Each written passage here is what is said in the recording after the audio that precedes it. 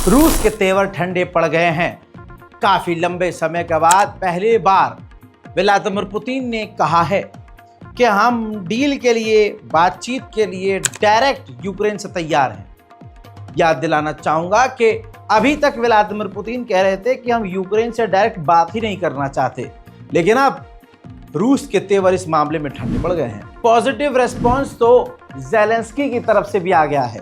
Zelensky ने भी कह दिया है कि हम भी डायरेक्ट बातचीत रूस से करने के लिए तैयार हैं। हालांकि दूसरी तरफ यूक्रेन को बड़ा खौफ सता रहा है।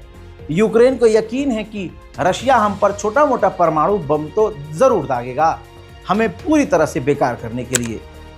इसी सिलसिले में आगे सुरक्षा कदम उठाते हुए यूक्रेन ने इजराइल से परमाणु के रेडिएशन से बचने के लिए किट खरीदी है। यानी परमाणु का जो रेडिएशन निकलता है उससे कैसे बचा जाए, उसके लिए इजराइल ने पहले ही किट बनाई हुई है और यूक्रेन ने वो खरीदी है। खबर जंग के मैदान से काफ़ी अच्छी आई है, जो कि ड्रोन से रिकॉर्ड हुई है। तस्वीर देखिए, जब 30 से 35 घंटों के लिए सीज फायर हुआ था तो रूस और यूक्रेन के सैनिक मैदान जंग में एक दूसरे से बात करने के लिए काफ़ी करीब आए थे और ये रूस और यूक्रेन के सैनिक बात करते हुए रिकॉर्ड हुए हैं। हम भी यही चाहते हैं कि दुनिया से जंग पूरी तरह से खत्म हो जाए। हालांकि ये 30 घंटे का सीज फायर जैसे ही खत्म हुआ, रशिया ने अपनी पूरी ताकत से यूक्रेन पर बड़ा हमला किया, जिसमें 3 यूक्रेन के सिविलियंस मारे गए हैं।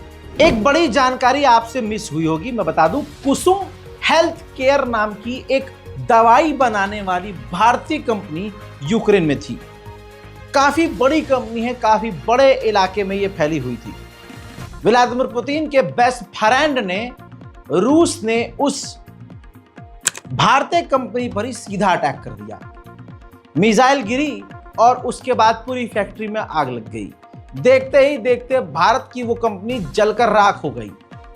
जिस फाफा ने एक इशारे पर रूस और यूक्रेन की तथाकथित जंग रुकवा दी थी, वो पापा गायब नजर आए।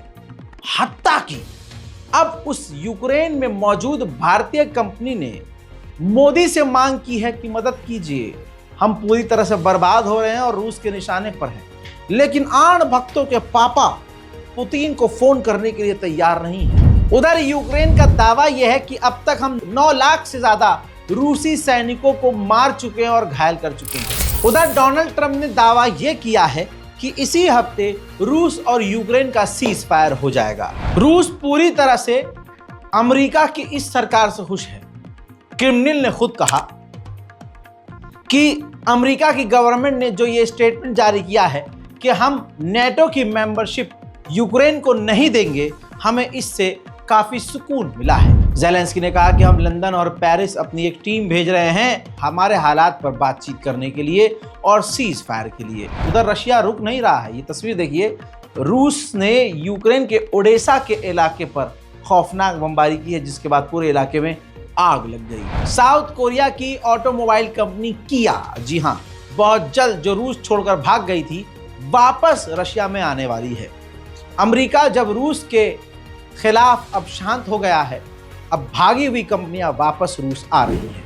वहीं रशियन युद्धपोत और रशियन नेवी ऑफिसर्स इस वक्त अल्जीरिया पहुंचे हैं, जहां अल्जीरिया ने रूसी नौसेनाओं का और अधिकारियों का स्वागत किया है। भारी मात्रा में यूक्रेन के ड्रोन्स को रूस ने मार गिराया है, जिनकी तस्वीर रशिया ने खुद जारी करके दिखाया है कि किस किस तरह के ड्रोन यूक्रेन के मार गिराए हैं। ईसाइयों का त्यौहार ईस्टर, जो कि लगभग पूरे हफ्ते 10 दिन मनाया जाता है, ऐसे में ईसाइयों के लिए सबसे बड़ा झटका यही है कि उनके सबसे बड़े धर्मगुरु पोप फ्रांसिस की मौत हो गई। यूक्रेन के अंदर जो है, तस्वीर देखिए, यूक्रेन के अंदर जो है ईसाई समुदाय जो है अपना फेस्टिवल मना रहे थे। उसी दौरान यूक्रेन के सैनिक वहाँ आ गए ज़बरदस्ती सेना में शामिल करने के लिए।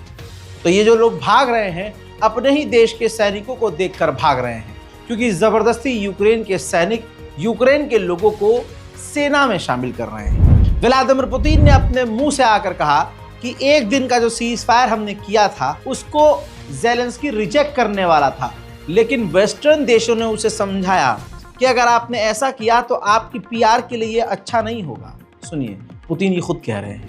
Что мы относимся к любым мирным инициативам положительно. Надеемся, что также к этому будут относиться и представители киевского режима. Хотя мы видели первичную реакцию, я думаю, что это все заметили, было опубликовано заявление, согласно которому наше предложение рассматривалось как игра судьбами, жизнями людей и так далее. Но там, видимо, нашлись кто-то поумнее, кто подсказал, скорее всего, эти иностранные кураторы, что отвергать такие инициативы – это проигрышная позиция для киевского режима, и они быстро согласились. यूक्रेन का हाल देखा जाए सच में बुरा है। यूक्रेन के अधिकारी अब यूक्रेनियों के घरों में पहुंच रहे हैं और माँ बाप से कह रहे हैं कि आप हमारे साथ चलिए, हम आपको सेना में भर्ती करेंगे। जब वो कह रहे हैं कि भाई हमारे बच्चे हैं, हमारा परिवार है, इनका कौन ध्यान रखेगा, तो सेना उनसे कह रही है हम इनको जो है एक तरह से अनाथाश्रम में या चाइल्ड सर्विसेज में डाल देंगे। सुनिए। То есть ви мене заберете від моєго сейчас ребенка? Ні, ми Я что-то заберемо не вас могу. разом з вашою дитиною та дитину передамо до спеціальної служби. Якщо То ви есть- так будете То себе есть поводити. вы пришли в зал, начинаете меня забирать от моего ребенка Ніхто не и забирає, угрожать. просто зараз Я перебью. А чего вы решили, что мы вас забираем? Потому что в Вы были январе на месяце Зинковецкой, меня чем это забрали уже. закончилось? Вот вас отпустили, вы неделю были.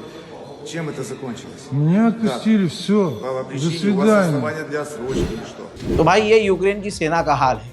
दूसरी तरफ व्लादिमीर पुतिन ने एक तरह से जीत का ऐलान कर दिया है। उन्होंने कहा कि ये जंग हर हाल में रशिया जीतेगा, हम जीतेंगे, इसमें कोई दो राय नहीं है। सुनिए। Победа будет за нами. Никто в этом не сомневается, и хорошо, что вы нам об этом, как человек с боевым прошлым, напоминаете. उधर मेरे दोस्तों इंटरनेशनल लेवल पर गैस और पेट्रोल डीजल के दाम कम हुए हैं। क्यों? उधर रूस और यूक्रेन की डील होने वाली है, उधर ईरान और अमेरिका भी बातचीत कर रहे हैं। लेकिन भारत के आण भक्तों को खुश होने की जरूरत नहीं है। तुम्हारे लिए कल भी पेट्रोल डीजल महंगा था और आज भी महंगा रहेगा। चाहो तो अपने मुंह से काम चला लो। गजब बेइज्जती है। हजरात मोहतरम, यूक्रेन और रूस के ताज़ा तरीन अपडेट्स में यही है। हम यही दुआ करते हैं और यही चाहते हैं रूस और यूक्रेन की जंग बंद हो, साथ में इजराइल के बीच जो चल रहा है वो भी ख़त्म हो और अमेरिका और ईरान के बीच जो तनाव है वो भी ख़त्म हो। पूरी दुनिया में शांति और अमन आए। भारत के मुसलमानों को अल्लाह हिम्मत दे। जय हिंद।